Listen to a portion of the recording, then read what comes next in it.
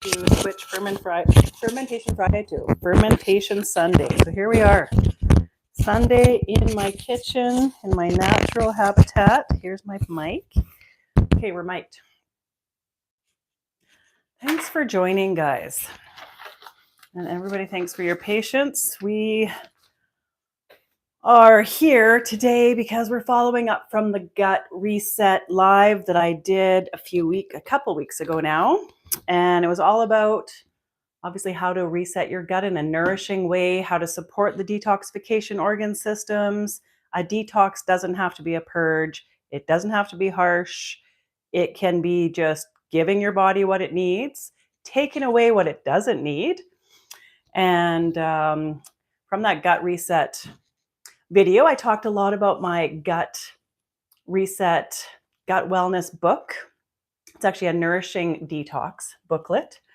And it talks about all the different detoxification organ systems, what you can do for herbs, foods, lifestyle to support them. And then my detox kit I went over, which includes herbs, clays, binders, a detox bath with clay and magnesium salts, and some borax, talking about the controversial borax. So there's more information to come about that. My booklet will be released soon. And in the meantime, right now, you can go to my shop, and you can download this booklet. Actually, this is the recipe. This is the Beet kvass recipe in my 10 raw fermented probiotic recipe booklet. It's on right now for a $5 download, and you get 10 recipes. Plus, basically, this is my workshop class, all the slideshows and the handout you would get in any of my classes, all in this handy book with recipes. So we're going to go ahead and talk about Beet kvass. And the reason why I talk about Beet kvass in conjunction with my gut reset program and detox kit is because Beet kvass is definitely one of my favorite fermented concoctions to have as a detox supportive ferment. And I'm going to turn my ringer off. Okay. Oh. Okay. Pardon okay, we have 4 people watching. Cool. Okay, so Beet kvass is one of my favorite ferments for detoxification. For obvious reasons, because of beets, right? Beets in general are an excellent liver tonic. They have a lot of, if you eat the beet food, the beets as a food, the fibers in there are excellent prebiotics. But the beet itself, all vegetables and herbs have like about 10,000 plant nutrients, phytonutrients they're called, right? And so you're getting a lot of nutritional value, obviously, in beets. And they help to clean the liver. They help to give the liver a lot of antioxidants, cleansing. There's prebiotic fibers. Obviously, when you ferment it, you're gonna turn those nutrients to a more digestible form, absorbable form. And also, when you ferment something like this, you have 10,000 phytonutrients. It times all those nutrients by 100. There's 100 times the amount of nutrients once you ferment them. So I'm going to show you how easy it is to make Beet kvass. So Beet kvass, the word kvass is an old Slavic word, which means ferment, basically. And I've never been to, the Russian continent and that country, but that area I've never been to, but I'm told that there's still somebody on every corner going like, kvass, kvass, offering up a scoop into your cup or selling it by the bottle, because it is like coffee in a way, but it's way more nourishing. So it gives you a lot of nutrients. Beets itself have a lot of minerals, obviously, and just the energy it gives. It actually increases nitric oxide in the blood system, so it helps with circulation to the extremities, to the brain, so it helps you think more clearly. And then when you ferment it, it's even more powerful. So this is one of the easiest ferments to make. Just briefly, if you don't know, I'm Elaine. I'm the Herbal Mama. I'm a clinical herbalist turned fermentation revivalist, bringing fermentation and fermentation classes and fermented goods to the Edmonton, Alberta area. I sell all my products at farmers markets and markets all over Edmonton. And I have in the past, since 2016, I started all over Alberta. And these products are available for pickup in Edmonton or delivery with a purchase over $100. So go to my shop and you'll see all that information there if you're local. If not, then go ahead and get yourself a book. I've been fermenting since 2009 when I became a mama. Actually became a mama in 2010, but I was pregnant in 2009. I had an amazing doula who taught these classes, and I kind of took her lead and started teaching classes. She moved to BC, and I started doing a lot. I've done a lot of classes at all the different health food stores all over Edmonton. And so this booklet is basically it's a story, a history, nutritional value of fermentation, information about fermentation, how it's good for you, how easy it is to make, how it is it's pretty fail safe. It's not like preserving and canning where you can have like some dangerous botulism happen. Botulism is pretty much impossible. If fermentation goes wrong, you'll know it'll be so disgusting and slimy and composty and poopy that you won't even want to consume it. So yeah, so that booklet is available as a download on my shop as well, on my website. My website's theherbalmama.com. I'll put all this information down below. It's been nonstop technical difficulties here, so I'm glad to even get on this live. I know some people have been waiting, and I appreciate you and your patience. So let's get started. How easy it is to make beet kvass. And I keep going back to the book. So we just go to the recipe. It's the last recipe in this booklet. I will put a link in the page for the recipe, so you can just follow along for now. And then I'll have the recipe. I don't know if it's on my blog yet. I'll get it there. I will just copy this and get you guys a copy of that. But if you want the whole book, like I said, it's only a $5 download. Helps to support my little small business and my little family. All right, so beet kvass. It is so easy. So you start with beets. Easiest ferment, best for detox. I got these beets at the local farmers market, Bountiful Farmers Market, from Reclaim Organic Farms, a certified organic beets, and a local farm that's within an hour's drive from my house. How amazing. You can grow your own in your own garden. My beets didn't do very well because all the groundhogs ate the little seedlings as they came up. So that was fun. So better gardening next year. But in the meantime, farmers market. And so you get your beets. I did do a little scrub, but a little bit of dirt is okay. Especially with fermenting. Fermentation is what's the definition of fermentation? First of all, it's a transformation of using microbial bacteria, microbes. So little microbacteria, yeast, acids, and they get busy to work, and it's an alchemical transformation. How cool is that, right? And so it's going to utilize the yeast on the skin. All the different dirt in there has natural bacterial content. So you want to actually harness that. You want to get that into your beet kvass. So the more local your produce that you're fermenting, the better. And so how to make beet kvass, we just cut it up into smaller chunks. So we're basically making a drink. It's like a tea in a way. So you don't need a juicer. You just need your beets, your knife, your cutting board. And I'm going to cut them into these squares. And I'll show you how big they are. But and it says right on my recipe here, it's like 1 inch cubed, basically. And you don't want them too small. You don't want to grate the beets too much, because beets have a lot of sugar. So too much sugar can make fermentation turn to alcohol, first of all, but it turns into a syrup. What I found, I've tried to do grated beets when I was making some beet sauerkraut, and I didn't put enough cabbage in with it. It just got really syrupy. And then I tried to make pickled beets, like yummy, like my grandma used to make these, and it's like they're canned usually, and they're just slices of beets. You usually boil them and then you can them. So I did the same thing, and it turned into syrup. So you have to be very careful with beets. It's a fast fermentation. So in this booklet, it goes over, there's a chart where it kind of troubleshoots your ferments and ferments with sugar.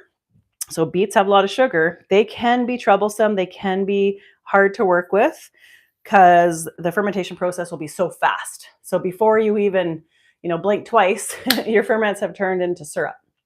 And that's just not very, I don't find it very pleasurable to consume syrupy beets. It's not really it's not sweet enough to be a jam, and it's just has that earthy beet taste. So obviously we add some spices. I'm going to add some spices to the beet kvass. There's many different flavors. Actually, I used to make all sorts of different kinds, but a basic beet kvass is usually just the organic beets, if you can, even standard beets, even beets that have been sprayed. You know that there is studies now that show that fermentation will actually clean up any of the pesticides that were tested. It's actually, if you go Google kimchi study, this is an old one. There's lots more coming out recently, but the old one on PubMed, kimchi study, and they tested there's like 6 different vegetables that are in kimchi, and they tested them all before fermentation, just raw vegetables, high amount of pesticides. By day 9, there was no trace of that pesticide that they tested first. So fermentation, because of that alchemical reaction and the microbes transforming and cleaning and activating so many nutrients and making them vitamin C multiplies by 100 times. There's been studies like that. You're going to get, you don't have to get organic, but when you get organic local veggies, you're going to start with a lot more nutrients, right? So then you're going to harness a lot more nutrients to make even more nutrients. So I recommend that. But anyway, so again, like I said, 1 inch cubed is what I do. I don't peel it. I would take off any rot or mold, but these are beautiful, so they're perfect. And keep the skin on and just throw it in a jar. And what we're going to do is we're going to try to fill this. We are going to fill this. We're not going to try. We're just going to do it, guys. We're going to fill this right up. You can do it a quarter or a half. I'm going to do a half, and you'll get a little more concentrated beet kvass. The more beets you use in your beet kvass, the faster, more concentrated brew I've noticed. And you probably just noticed that I cut off the end. I did cut off it's a bit gnarly. Like, it's not too bad. You could probably put that in there. But I do find that once the fermentation process starts going, so I'm jumping ahead a little bit, and this is all in the book, is that you get a lot of bubbles. Fermentation is a very effervescent process. Like the next recipe I'm going to do is your water kefir. I have some pink lemonade water kefir here. It's raspberry lemonade, and it gets really bubbly. This is the old carbonation way, like natural carbonation. I don't know if you guys can see that, but we're going to do this. You hear that burp? Oh, here we go. So look at that. So kefir is one of the most bubbly, it's the fastest fermenting cultures. So that's for later. There's a little teaser. So when you're doing beet kvass, the sugars and the fermentation process, the first 3 days gets very effervescent. So what happens if you don't cut off these, there's too much dirt, like I can kind of see there's a little bit of white fuzzy potential mold growing in there, and we just want to avoid that. Fermentation will clean it up mostly, but what's going to happen is it's going to get like a really grungy kind of dirty film and fizz on the top layer. So you want to scoop it off, or you can just swish it around and all that beautiful fermented lactic acid juice is going to clean it up too.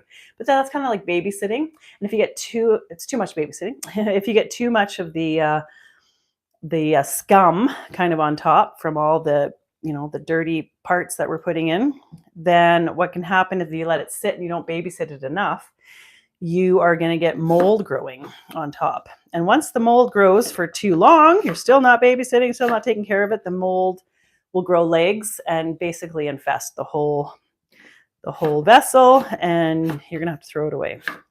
But once if the scum just starts forming on top and the yeasts, this can get really yeasty. You can just scoop it off, mix it back in, clean it up, and it's a self-cleaning, fermented juice, which is beautiful. but it just takes a little extra babysitting, right? We don't want to have to do that. And I mean, beet kvass is a fast ferment. This is in the Nourishing Traditions book, which I did get a lot of my recipes originally from in 2009 when I was introduced to Nourishing Traditions by my doula and fermentation. They say 3 days. I find it takes a little longer. I like it a little richer. And you want, by day 3, it's still quite fizzy. So I don't generally like my beet kvass fizzy. I like it just still. And so I recommend my beet kvass to ferment for 7 days, even 7 to 9 days. So it's a pretty fast ferment considering, I mean, all my ferments I do generally ferment for 7 to 9 days, even sauerkraut, because I like it really crunchy. But some people do it for, 6 weeks to 6 months, and then you're going to get it. I mean, it depends how aromatic you want it. It gets really stinky, right? But that stinkiness is just all the beautiful microbes. That's fermentation. It's, it's not like stinky that you don't want to eat it. It just has that really sour, I'm sure you know what sauerkraut is like. But it's supposed to be a little stinky, especially if you put garlic in it. So I'm just kind of peeling this beet. Actually, I'm going to stop here. So this is about halfway. And we have half the beets, and then we're just going to add water and salt. I also want to do another recipe for everyone because there's many different. Beet is kind of like the base. So beet, the sugars in the beets will speed up the fermentation process, give you that beet nourishment that we're going to support our liver, our major detoxification organ system, make sure it's happy, it's well fed, so it's working well, so it's doing the detox for you. You get what I'm saying, right? We're not doing anything that's going to be too harsh. I mean, if you think beets are harsh, then I guess we're doing something harsh because sometimes beets can make your colon work more efficiently. So it does have a lot of great nourishment that way. But yeah, so I'm just going to keep going with the second recipe, and then I'll show you the second step. So this recipe, I'm going to do beets as the base. I'm going to put 1 big beet. I did carve off, there was a couple of it looked like it was growing a little bit of fuzz, tiny bit of fuzz there. And so I did cut that off, but I'm keeping the rest of the skin on. And it's a bit of a gnarly skin. I mean, beets are kind of gnarly. And that's okay because there is a lot of nutrients in that skin, right? And it doesn't have to be precise. I wouldn't have it too small. I try to have them all consistently the same size. And like I said, 1 by 1 inch cubed. And then I'm going to do an apple beet kvass. These apples are from BC, Stephen Dan's BC Fruit. A little name plug. And from the local farmers market. And it is from BC, from Oliver, BC, and the Okanagan Valley. Beautiful farm I've been to. And so these apples have not been sprayed, and I'm just going to core them, even though I probably don't have to, actually. I just do that automatically because I always cut up apples for my kids. So you could throw the whole thing in, actually. And again, it would be the same, 1 inch cubed, kind of keep the same size, and just toss it in there. We're basically making like a ferment tea. In a way, there's no actual tea going in. The tea is the apples and the beets, right? So they're steeping in the salty brine that we're going to make in 2 seconds here. So you see this, the size, just chop it, doesn't have to be perfect. Just chop it up, slap it in there. You could even throw some carrots. I was going to do carrot, beet, apple kvass. I've done things like hibiscus lime with some beets.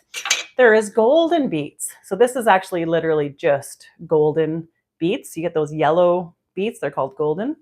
And how pretty is that? And it tastes a little less earthy than your red beets, but there's still a ton of nutrients in there.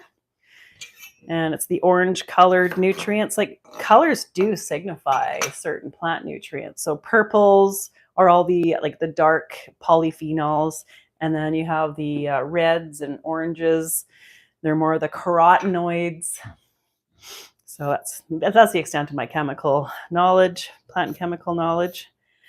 Just kidding. I know a little bit more, but yeah, I'm not a chemist. I'm a herbalist. We learned a lot about chemistry actually in herbal school. and a little bit about fermentation and alchemy. So I'm just cutting them up. They're a little smaller, but that's okay. These are really hard.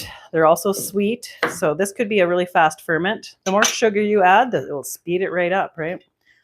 So I'm going to fill this up a little bit more than this one. Check that out. So it's just, there's no rocket science with this. What's going to happen here, there's more plant material to work with. And so you're going to get more concentrated, richer flavor. And I mean, beets are rich as it is. And this is like the standard recipe is about half the amount of beets in your vessel. And then we put the salt brine on. Okay, so now we got these ready. We're adding salt. Let's talk a little bit about salt. So making a salt brine sounds maybe it sounds intimidating. It's not. It's just putting salt and water together. Bam, done. You just want to you mix it together. Some people boil the water. That's for canning though. I don't boil. I don't heat process. I don't heat, pressure heat my lids. Everything is not unsealed, because I sell it straight to the consumer, right? So maker to consumer, the farmers markets, we don't need it to seal. I build a relationship, I build a trust factor. Here I am in my kitchen. This is how I do it. Fermentation is naturally antiseptic. It cleans itself. And I can't see my comments, but I'm just going to take a quick little look. Beautiful. Going to put water in it. Hello? Yeah, thanks for tuning in. I can barely see the comments, but thank you. I can go look at your comments at the end, or I just actually looked in the middle. And so I have my water. We have the salt. Pardon me. I'm going to put the salt in. Okay, so I have Himalayan salt. I get it from Costco. So it's the Kirkland brand. Actually, I have the container. I use a lot of salt because I do a lot of sauerkraut, kimchi, pickles, and it all calls for salt. We're going to do the water kefir next. That's sugar. And I get my sugar usually from Costco as well, the organic cane sugar. So yeah, pink Himalayan salt. I love it. It's affordable and it's great. And so the recipe here calls for, we got the beets, we got the salt. So per 2-liter vessel, I do 1 teaspoon of salt. That's it. So I've experimented a lot with salt, and there's a lot of recipes that call for, I believe, it's 1 gallon. So that'd be 2 of these. So all together, they would be putting 3 tablespoons of salt. I found it just too salty. It was like overwhelming. And I love salt. But for this, I wanted I like the beets to shine through. And so I started doing less and less salt from that original recipe that was from Nourishing Traditions, Sally Fallon's book. So now I only do 1 teaspoon per 2 liters. So there we go. There's the salt component. That's all you need to do. And then we're going to fill it with water. That's right. And my water is a filtered water. I actually have my machine downstairs. I have a Athena. Alkaviva is the brand, and Athena is the model. It's an ionizer, 12-step filtration. This is the purified water. I don't use the ionized water in my Beet kvass because it takes a lot of energy. I drink the ionized. Anyways, but if anybody wants a contact for Alkaviva water filtration systems, I know the distributor in Edmonton. She's the Canadian or the Western Canada distributor, and she's located here in Edmonton, actually really close to my house, just across the river. I'm right by the river here. And then here's the carrot, apple, beet kvass, and we're going to fill it up with water. So yeah, I just fill up my vessel here. You can use tap water because, fermentation cleans it all up. Because, tap water is loaded with chemicals and whatever else is filtered out of, not quite filtered out, I should say, out of whatever reservoir they're using. Like here in Edmonton, it's from the North Saskatchewan River. And we've tested the water. Actually, my water filter contact friend, she has done a lot of testing with Edmonton tap water, and there is a lot of things in there you don't want to even know, really. But it's just basically a lot of drugs. There's a lot of birth control pills found, like trace amounts of high blood pressure medication, trace amounts of toilet paper. So it's so disgusting. So when you go put it through the Alkaviva system 12-step, there's no trace left. And then fluoride's added in Edmonton water. It takes that out. So there's no fluoride in here, no chlorine, no toilet paper. We're doing good, right? So it's recommended to have purified water. Distilled water, RO water. or my fancy filtration system. So we have those done. That is your brine. I do like to add clove. Clove and beets are kind of like a traditional recipe. So I'm just going to go, I forgot my cloves. I'm going to go grab that and I'm going to look at the questions that you guys are asking. Got my cloves. Just got here, gaming for life. It's not pre-recorded, no. So yeah, so we have cloves here and I'm going to grab some lids.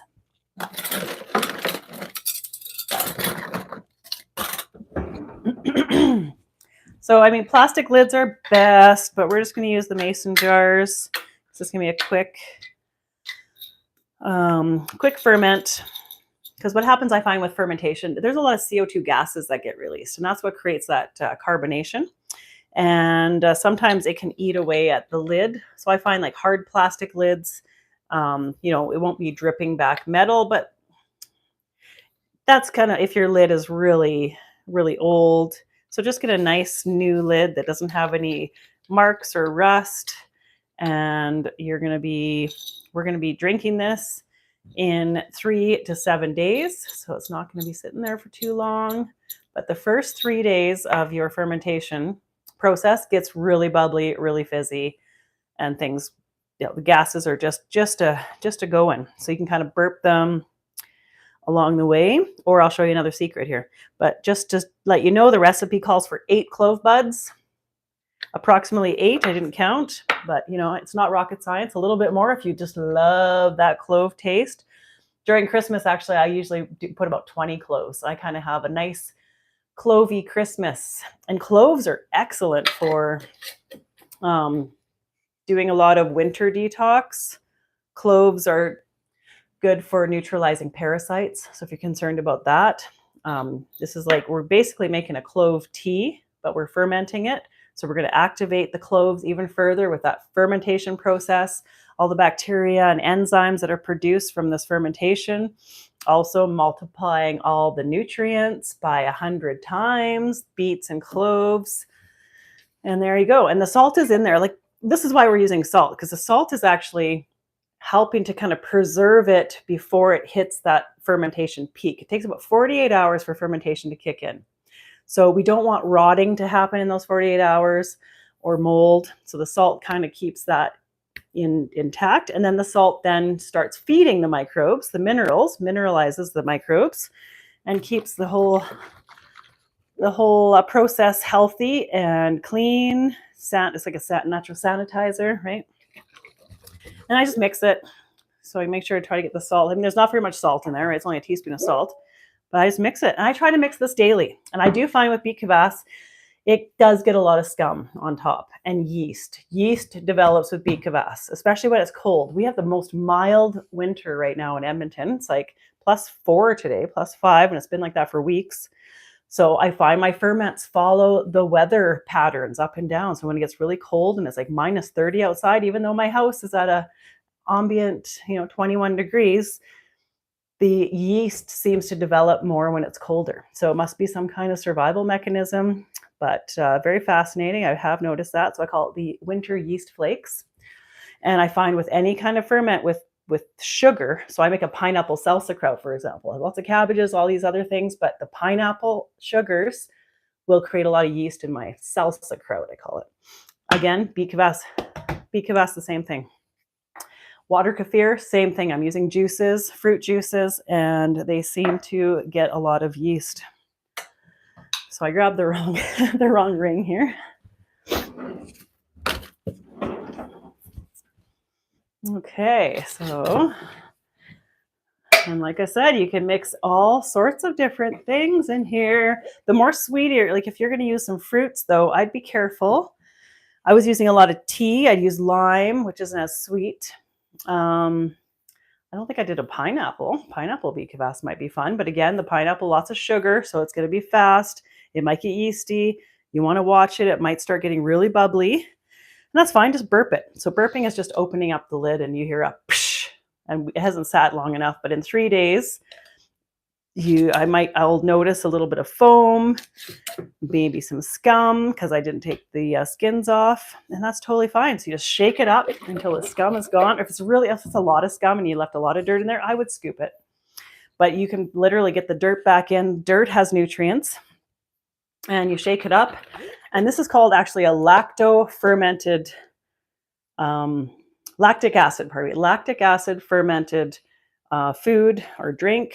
And so it's the lactic acid in there that is naturally helping to metabolize and transform and work with all the bacteria. And it's lactic acid is more sanitizing than acetic acid, which acetic acid is your vinegars, right? So we're creating a vinegar-like ferment, but even more powerful. So it goes in and it cleanses your colon. The beets are going in to help to flush out your liver, keep it clean, cleanse those tissues so they can work more efficiently. So there you go. Okay, so we're going to let that sit. We're not quite done yet. We're almost done. We're going to let that sit for 3 to 7 days. And then voila, you have, this is the finished version. This has actually been sitting for 2 weeks, you guys. So you could do that if you want, but it is so concentrated. I'm just going to give it a bit of a close up. You can hear the fizz. Oh, I'm turning it the wrong way. There you go. I didn't really burp, but you could hear the fizz building up. So it's still building up, but it's not quite fizzy. It is not as fizzy as that other one I'm showing you, the water kefir. And then from here, all the beets are still in there. It is a beautiful dark color. So you can see the difference here. Yeah, you can see the difference there in the light. I only have my natural sunlight. I'm going to have a few lights on, but I didn't put my big ring light on. And I'm going to strain this. So getting some kind of sieve or strainer. You know, a lot of people say, oh, don't use metal strainers and sieves. That's true. I mean, a lot of them are cheap metal. So, but you're just passing it through. It's not going to sit for very long. I do have nylon sieves, though, that I purchased on Amazon. I can't find them anymore, but they used to be on Amazon. And so what I'm going to do is I'm going to pour this just to strain the beets off. And the cloves, this is just beet and clove. And I put it into my little spigot container so I can pour it. And then, so one part of the beet kvass, this is in your book. This is in the book if you guys download it. And I'll put this on the recipe. It'll be on my blog. For the first, so we just made, this is the first ferment. And we're going to let that sit for 3 to 7 days. We pour off the juice except for 1/4 cup of the juice underneath. And then you keep that, and that's kind of like a starter. Keep the beets in, and you'd fill this up with water again. Let it sit again for 7 days. And you're basically doubling because there's so much potency still left in these beets. So you get, double your fun sort of thing with this beet kvass. And yeah, you just let that sit again. Same process, 3 to 7 days. And then you strain it off again. And by that time, the beets are spent. So that's your second ferment. So you're doing first ferment, pour it off when it's ready. Second ferment with the activated starter, because the starter is the fermented beet kvass, beet juice. And fill it up with just water. Don't add salt, just add water. And then let that sit again for 7 days. And then strain it off. And by that time, beets are spent. People are like, what do you do with the beets when they're done? Well, I've put them in soup, but they don't have any flavor. They're like pretty flavorless.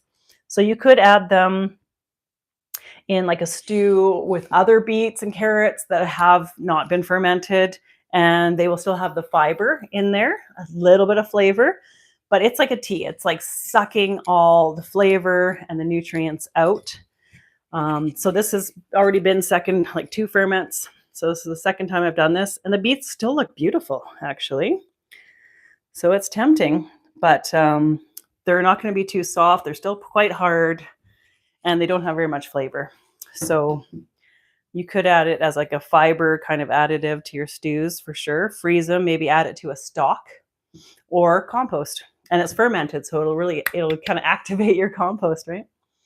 So because it's the second ferment, I'm just pouring it right off, and then I'm going to have to go ahead and I'm going to save these beets for bone broth. I make a ton of bone broth. I'm always boiling my bones because I have an amazing chicken farmer I get whole chickens from. All right, so there you go. And then there's your beet kvass. And then you pour it. I pour it into these little vessels for a drink. Actually, I was going to get my cup. Yeah, so there's the beet kvass, and I label it, and then I sell it at the farmer's market. It's backwards, but there you can kind of, if you can read backwards, there's a Herbal Mama, my alchemy. I recommend 2 to 3 ounces twice daily with food as a part of the detox kit. Or a lot of recommendations are 3 ounces 3 times a day for dissolving kidney stones. Can you believe that? That's amazing. And it should stay in your fridge for 6 months or more. So it is a refrigerated item. If you don't have it in your fridge, it will keep fermenting. So it's going to start getting really almost alcohol tasting, vinegar tasting. So it's recommended keeping in your fridge for longer shelf stability. And it may form yeast flakes, as it says there, because it's like sugary, and that's what happens with beet kvass. But I find if I store it in the fridge or in my cold room downstairs, it doesn't get the yeast flakes developing. So yeah, here we go. Just pour a little bit. And it has a nice pickled beet flavor. I got beets all over my hands. You know you're doing beet kvass when you have stained hands. Cheers. Oh, it's lovely. And it has that nice clove taste. It almost tastes sweet, not too earthy. It depends on the beets. And these are like really high quality beets from certified organic local farm in Edmonton, near Edmonton, Alberta. So there you have it. So to do my live water kefir class, I was going to do another video, but I think I'm just going to jump right into it. So water kefir is not in this fermentation book. Fermentation book contains the sauerkraut, my pickle recipe. So easy to make your own fermented pickles. The other pickles on the shelf are dead. Did you know that? They're boiled to you know what, and there's no nutrients left. Fermented pickles literally have more nutrients than the cucumbers did in the first place. So definitely a really great investment for your health and your family's health. Make your own pickles, make sauerkraut if they like sauerkraut. Make this beet drink if you love pickled beets. This is one of the easiest things to make. And if you want to do a detox, this is the thing to do for sure. Okay, so we're going to go right into water kefir. It looks like everybody just kind of was, any questions? No, there's nobody on. That's okay. I'm going to be downloading this, probably editing it, and then adding it to my website. I do like these lives, so I love questions. Excuse me. Oh, yeah. Okay, so just going to put those there. And we have, so if you go to, excuse me, take 2.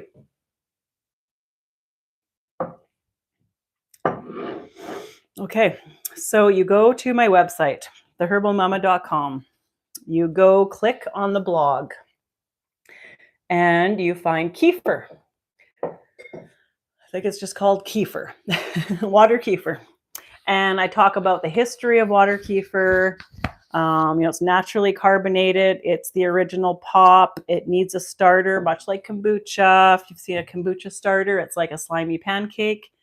Kefir, water kefir is these tiny little, kind of see them? They look like little grains of rice. They actually call them grains, but it's not, there's no gluten. It's not actually considered a grain. It's a culture. It's a symbiotic culture of bacteria and yeast, which some people call scobies, right? So a kombucha SCOBY is similar, but they're just different formulas of bacteria and yeast. Kombucha actually has a lot of yeast and acids, where kefir has the most bacterial diversity and the most amount of diversity. So you get so many different varieties.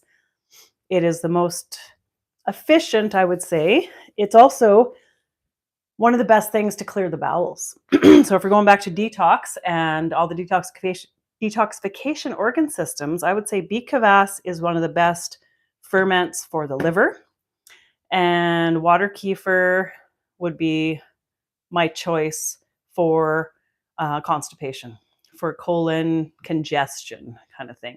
If you already have, they say diarrhea and constipation are the same. It's an imbalance, and you just want to get back to balance. So this could make your bowels run a little bit too efficiently, we'll say. So you want to just watch out for that and start with smaller dosages. Excuse me. And I'm just going to clear my throat. So obviously I've been talking for 45 minutes. So we're going to go a little over an hour. I hope that's okay. This should only take about 20 minutes to go over this little demo. Oh my gosh. And this is just so delicious, you guys. This is a pink lemonade pop. These are from frozen raspberries from my raspberry bushes on my farm, my micro farm. It's getting there. And yeah, water kefir pop. And it's so fizzy. It is just heavenly.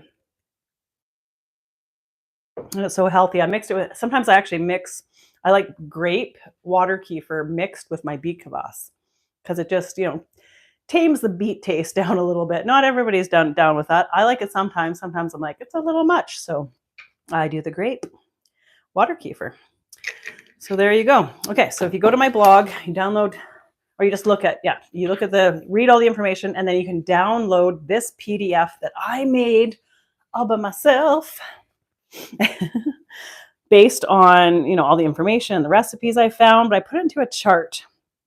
So you can find this free on my website. You have to go to my blog though. And it just gives you the SCOBY kefir care, because when you get a SCOBY, you can order them online. There's culturesforhealth.org. That's probably my favorite place, and they ship them. They're from the States though, so I don't know how shipping is these days. If you're in the Edmonton area though, guess who has them? I do. So they grow. They're like a kombucha SCOBY, where every time you do a brew, they have babies kind of thing, right? So I have a lot. You only need a tablespoon to start with.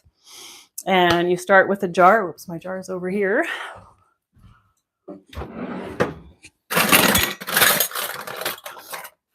Okie dokie. So you start with a jar, you get a liter jar, you only need a tablespoon of your SCOBY grains. And so once you get, I got these SCOBY grains that have been growing, and I've been, selling or giving away, whatever, over the years. Since 2009, I got this from my doula. She started me off with these, and this is still the same batch. It just keeps growing. And as long as you take care of it, it's pretty hard to kill them, as they call it, as they just die off and get dormant. I have had people buy them though, and they're like, oh, I left it in the back of my fridge for 4 months, and it doesn't seem, they're so tiny and dusty, and so they want a new one. So I actually just tell them to bring back their dusty old one that is in the back of their fridge, and I'll give them new ones. And I've revived their old ones. So I just put it in a separate jar, and I just keep doing this recipe. It takes a bit of sugar to do it, but I like to experiment and prove that, these will never die. And they're just it's microbacteria and yeast, right? It's a living culture. It's like a little village in there. So I want to keep the village alive. But anyway, so it's really hard. It's hard to kill them.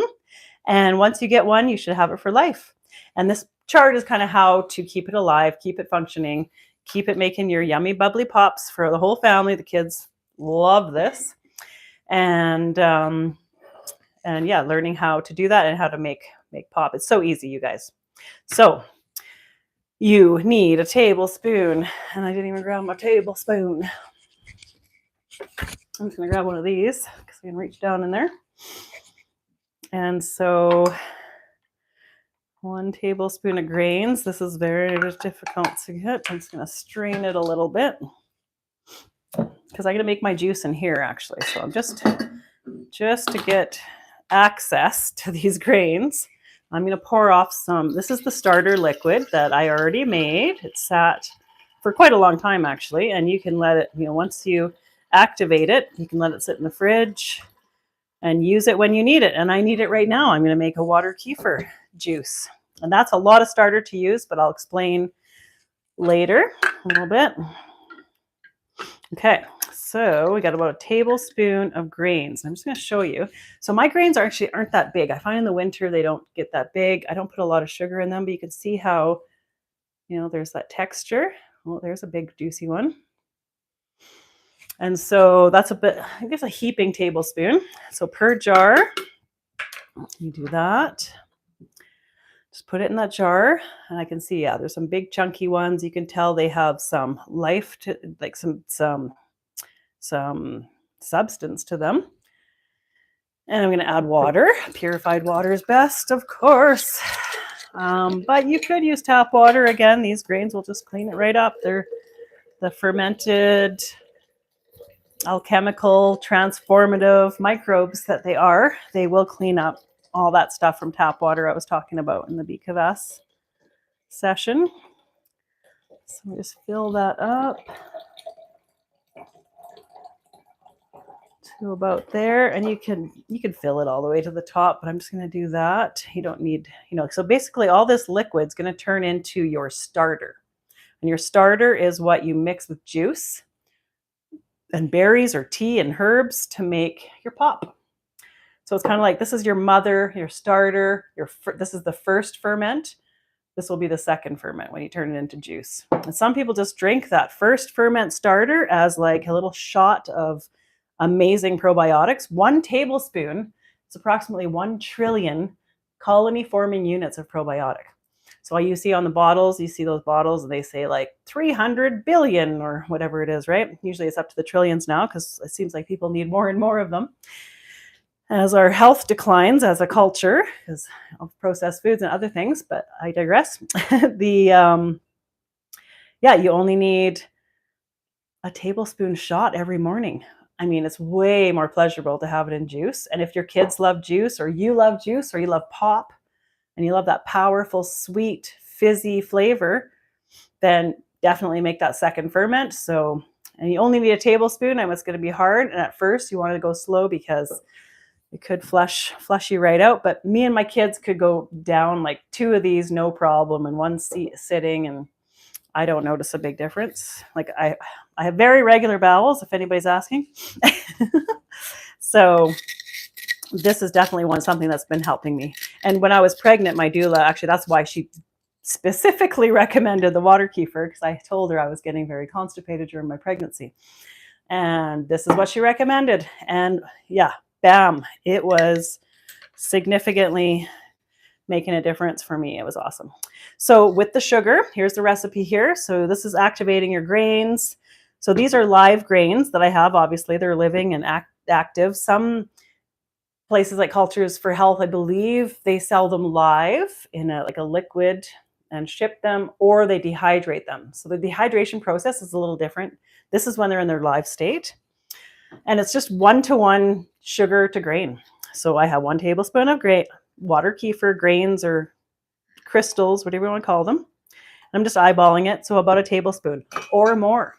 So some people are like, I want mine big and juicy, and like they look like big crystals, because some people have a lot of experience with them and they want them bigger. I find that mine have always been kind of this medium size. If you want them really big and juicy, I recommend doubling your sugar. So that's what it says in this recipe. Remember that download on my blog, theherbalmama.com. So 1 liter glass, 1 tablespoon live water kefir SCOBY grains, 1 to 2 tablespoons of cane sugar. And again, I didn't talk about that. So in Costco is where I get my organic cane sugar. So this sugar, it's a bit dark. Like it looks like it's not white. It's not Rogers white sugar. You could totally use Rogers white sugar. I do find that the Rogers white sugar also makes my grains really plump. But you can see there's still molasses in there. They are a bit crystalline. Like if they have a shine to them, you know that there's been some heat processing. So, there's other ones like the Rapadura sugar you can get at different ethnic stores, and it's pretty much like just ground dehydrated cane. cane juice, I guess. And then, so you're going to get more nutrients and stuff like that. But basically, it's the sugar, the glucose that the kefir wants to gear up and get their fermentation on, and give you the active starter, the liquid that you want for making your pop recipes, sort of thing. So you let that sit. It takes 2 days for that to activate. The sugar will dissolve. Your grains will start looking happy. You'll start noticing babies popping up. And when I see little, really fresh, clear looking water kefir grains that are floating, those are the babies. You can tell because they don't usually float. They all sunk to the bottom. So when they're floating, they're the babies, and then you know. So I put a lid on it. I know a lot of recipes say to put a cloth on it, but basically they don't need oxygen. Most ferments don't need oxygen except for kombucha. Kombucha is the only, it's aerobic versus anaerobic fermentation, or microorganisms kind of thing, right? So sauerkraut, beet kvass are on the lacto-fermented category. They're anaerobic. They do not need oxygen. The only reason why some people use like airlocks, that's for the oxygen to escape because of the CO2 and the alchemy and the effervescent CO2 gas off that's going on as the fermentation process. It's like a metabolism alchemy process. Think of it that way. And so you want maybe like some air for the lid not so tight so there's air able to get out of the jar, but you don't need air coming into the jar. Hope that makes sense. So kombucha, you put like a cloth down with an elastic because it needs air coming in because it's an aerobic and oxygen-loving microorganism. They're acids mostly in kombucha, like I said, acids and yeast, and they need more air. So I actually prefer to seal my jar quite tight because it's faster. The faster, like less air, less flow, it kind of harnesses and kind of compacts the CO2 gases, almost like a pressure cooker for fermentation.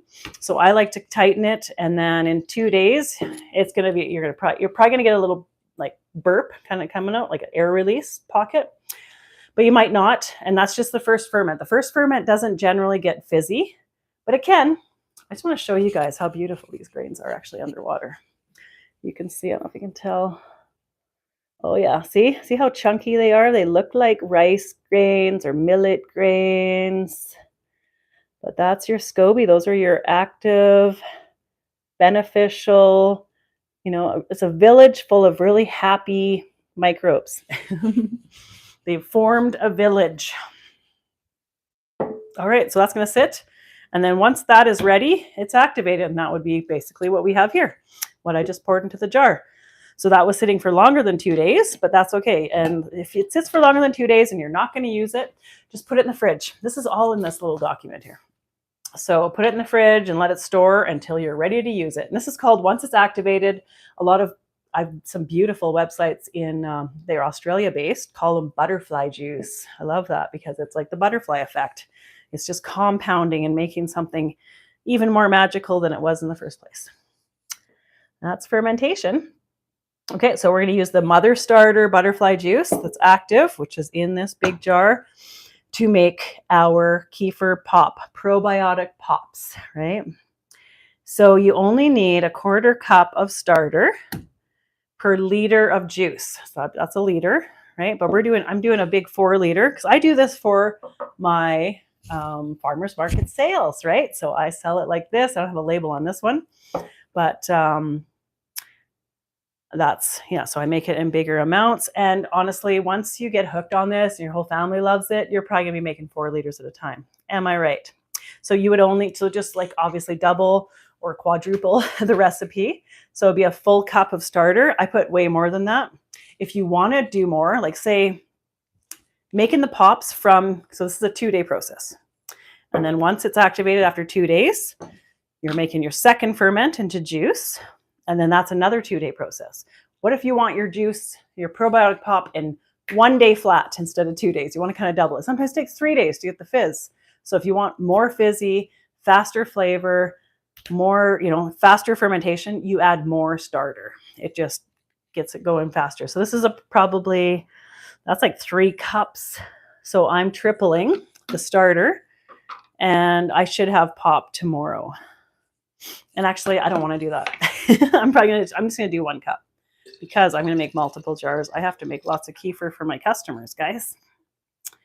So about a cup of starter. That's even a generous cup of starter per 4 liter. So just follow the recipe. I'm just multiplying it by 4. And then you're going to add your juice. Like, this is how easy it is. And then I add my juice. So I went to Costco, shop at Costco, and look at this amazing juice. They have a new one. So I don't know if the Costco's are the same everywhere. This is backwards anyways. But it's a dark berry pomegranate. So you're getting blackberries, blueberries, grapes, apple, pomegranate. I usually do the blackberry lemonade there too, which is really nice. Any juice, like juice goes on sale, and it's the cheapest juice you've ever seen.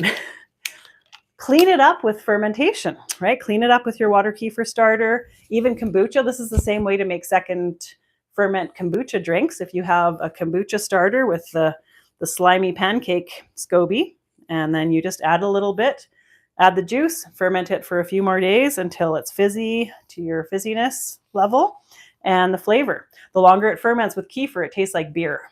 With kombucha, I'm sure you know, it tastes like apple cider vinegar. So there's 2 different kind of, there's more yeast and bacteria in kefir, and there's more acids and a bit of yeast and some bacteria in kombucha. So I have a cup, like I said, follow the recipe, cup of starter, the beautiful water kefir butterfly juice, and then I add this fruit juice. So I get like a lot of apple juice I use. And then I like to add a lot of herbs. So this is where it gets fun. This is where my herbalist training comes in. You don't have to be a herbalist to add herbs and make herbal tea, right?